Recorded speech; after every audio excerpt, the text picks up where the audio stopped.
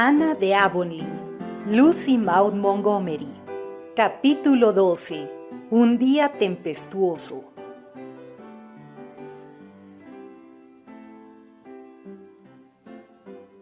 En realidad, todo comenzó la noche antes con una interminable vigilia por culpa de un dolor de muelas. Cuando Ana se levantó en la oscura y amarga mañana de invierno, la vida se le presentaba amarga e indigna de vivirse. Fue a la escuela en un estado de ánimo no muy angelical. El aula estaba fría y llena de humo, pues el fuego se negaba a arder y los niños se reunían en grupos temblando de frío. Ana los mandó a sentar en un tono más seco que de costumbre. Anthony Pye fue a su pupitre con su acostumbrado aire impertinente y ella le vio murmurarle algo a su compañero y luego echarle una mirada con mal gesto. A Ana le parecía que nunca hasta entonces habían chirriado tanto los lápices. Bárbara Shaw se acercó al pupitre con una suma y tropezó con el cubo del carbón con resultados desastrosos. El carbón se esparció por toda la habitación. La pizarra se rompió en pedazos y cuando se levantó, su cara cubierta de polvillo de carbón hizo reír enormemente a los muchachos. Ana alzó los ojos de su libro de lectura. «Realmente, Bárbara», dijo con frialdad. «Si no puedes moverte sin caer sobre algo, será mejor que te quedes en tu asiento.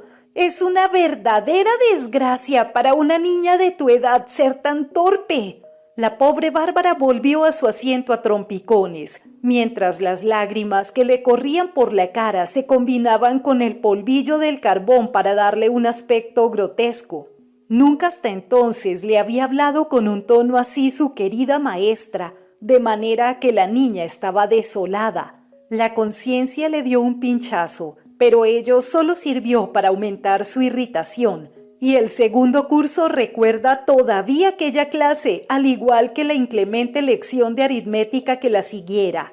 Justo en el instante en que Ana se hallaba haciendo las sumas, St. Clair Donnell llegó sin respiración. «St. Clair, llegas media hora tarde», le recordó fríamente. «¿Por qué?» «Señorita, tuve que ayudar a mamá a hacer la torta de ciruelas para el almuerzo porque esperamos visitas. Y Clarisa Almira está enferma», fue la respuesta de St. Clair dada con voz respetuosa, pero que sin embargo provocó gran regocijo entre sus condiscípulos. «Siéntate y como castigo soluciona los 6 problemas de la página 84», dijo Ana. St. Clair pareció algo sorprendido ante el tono, pero fue mansamente a su asiento y cogió su pizarra. Entonces pasó a hurtadillas un paquete a John Sloan. Ana le sorprendió y tomó una fatal resolución sobre el envoltorio. La anciana señora de Hiram Sloan se había dedicado últimamente a la manufactura y venta de tortas de nueces como forma de acrecentar sus menguados ingresos. Las tortas eran especialmente tentadoras para los pequeños y durante varias semanas Ana tuvo no poco trabajo por esa causa. Camino del colegio, los escolares gastaban sus monedas en lo de la señora de Hiram trayendo las tortas a clase y, si era posible, comiéndolas y convidando allí a sus compañeros. Ana les previno de que si las seguían llevando se las confiscaría. Y a pesar de eso, ante sus mismos ojos, allí estaba St. Clair Donnell pasando una de ellas, envuelta en el papel de listas blancas y azules que usaba la señora Sloan. «Joseph», dijo Ana en voz baja, «trae aquí ese paquete». Joe, sorprendido y confundido, obedeció. Era un gordo que siempre enrojecía y se echaba a temblar cuando tenía miedo. Nunca nadie pareció más culpable que el pobre Joe en aquel momento. «Echa eso al fuego», dijo Ana. Joe la miró sorprendido. Por favor, señorita», comenzó. «Haz lo que te digo sin discutir». Pero, señorita, son, tartamudeó desesperado Joe. «Joseph, ¿vas a obedecer o no?», dijo Ana. Alguien más seguro de sí mismo también hubiera titubeado ante el tono y la peligrosa luz de los ojos de Ana. Era esta una nueva maestra, como nunca la vieran antes los niños. Joe, con una dolorida mirada a St. Clair, fue hasta la estufa, abrió la gran puerta cuadrada del frente y echó dentro el paquete azul y blanco, antes de que St. Clair, que se había puesto en pie de un salto, pudiera decir palabra. Entonces se echó atrás justo a tiempo. Por unos pocos instantes, los aterrorizados ocupantes del colegio no supieron si lo que ocurrió fue una erupción volcánica o un terremoto. El paquete de aspecto inocente que Ana supusiera imprudentemente que contenía las tortas de la señora Hiram, en realidad escondía fuegos de artificio que el señor Warren Sloan había enviado desde la ciudad el día anterior por intermedio del padre de St. Clair, con la intención de celebrar su cumpleaños esa noche. Los cohetes estallaron como truenos y las ruedas, quemándose por el piso, se movían locamente de un lado a otro. Ana se derrumbó sobre su silla, pálida de desesperación, y las otras niñas se subieron a sus bancos. Joe Sloan quedó como transfigurado en medio de la conmoción, y St. Clair, riendo como loco, iba de un extremo a otro del pasillo. Prilly Rogerson se desvaneció y Annetta Bell se puso histérica. Pareció transcurrir un siglo, aunque en realidad fueron unos pocos minutos antes de que se extinguiera la última rueda. Ana se recobró y corrió a abrir las puertas para dejar salir el gas y el humo que llenaban la habitación. Ayudó a las niñas a llevar a la inconsciente Prilly a la galería, donde Bárbara Shaw, con su ansia de ser útil, echó un balde de agua medio helada sobre la cabeza y los hombros de la pobre muchacha antes de que nadie pudiera detenerla. Pasó una hora antes de que se restaurara la tranquilidad. El silencio podía palparse. Todos comprendieron que ni la explosión había podido aclarar la atmósfera mental de la maestra. Nadie excepto Anthony Pye se atrevía a murmurar palabra. Ned Clay hizo chirriar accidentalmente su lápiz mientras calculaba una suma. Vio la mirada de Ana y deseó que la tierra le tragara. La clase de geografía les hizo viajar por el continente a una velocidad que los mareó. La de gramática fue un escrupuloso y agotador análisis.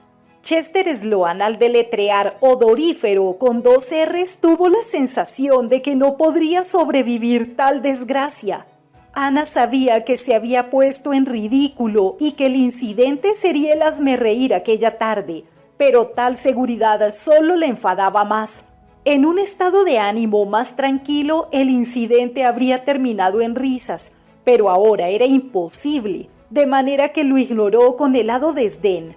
Cuando Ana regresó a clase después de almorzar, todos los niños se hallaban en sus asientos como de costumbre, y todas las caras se inclinaban sobre los pupitres con aspecto estudioso, excepto la de Anthony Pye. Este contemplaba a Ana por encima de su libro, con los negros ojos brillando de curiosidad y burla.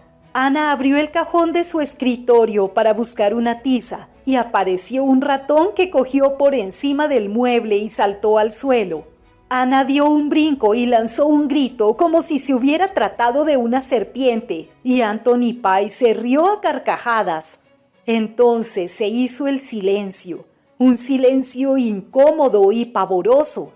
Annetta Bell dudaba entre dar rienda suelta o no a su histeria, especialmente ya que no sabía dónde había ido el ratón, pero decidió que no.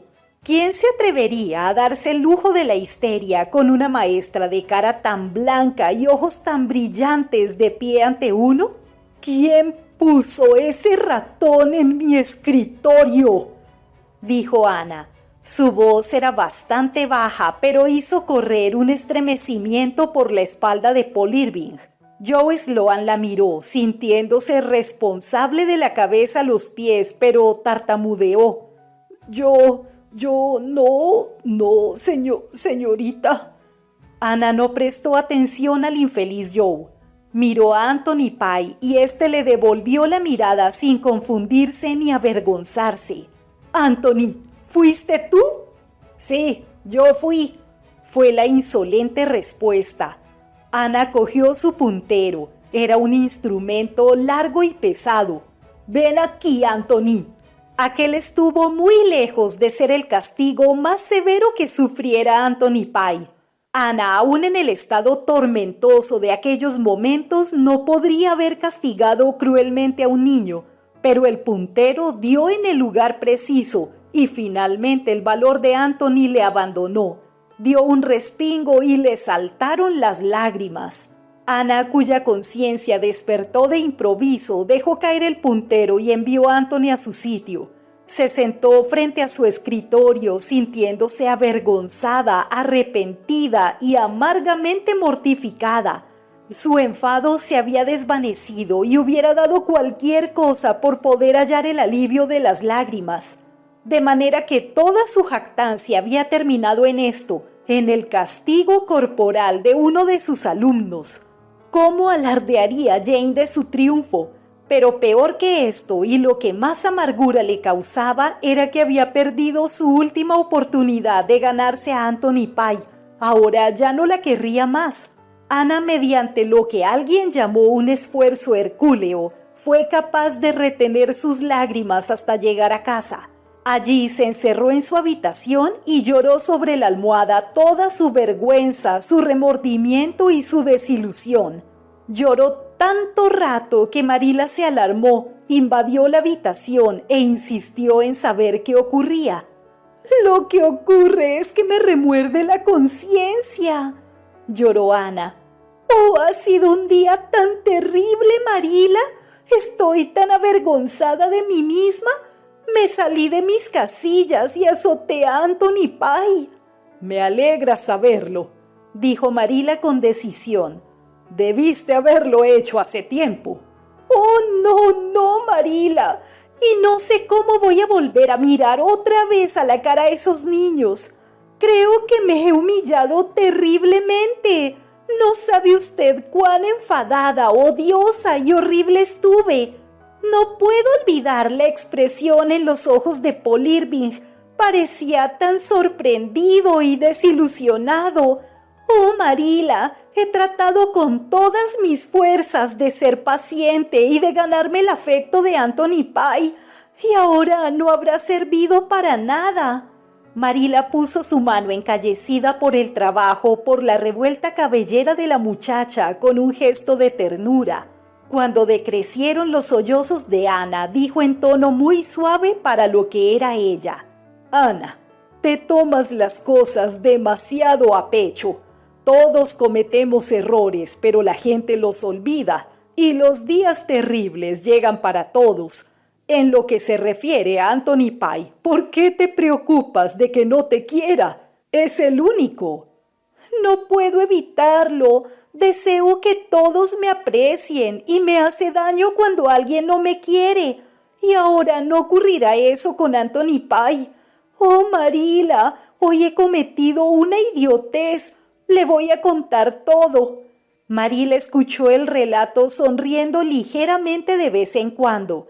Ana nunca lo supo. Cuando ésta hubo terminado, dijo abruptamente: «Bueno, no importa. Eso ha terminado y mañana será otro día. Todavía hay errores, como acostumbras a decir. Baja conmigo a cenar. Veremos si una taza de té y algunos buñuelos te levantan el espíritu». «Los buñuelos no curan una mente enferma», dijo Ana desconsolada. Pero Marila pensó que era una buena señal que aceptara su sugerencia.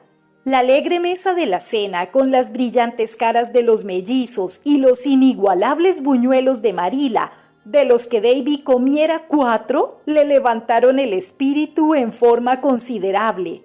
Aquella noche durmió bien y despertó a la mañana siguiente para hallar que el mundo y ella estaban transformados.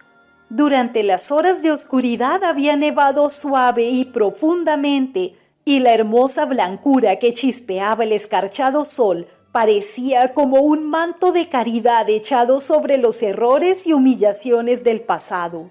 Cada mañana se empieza de nuevo, cada mañana el mundo es hecho otra vez, cantaba Ana mientras se vestía.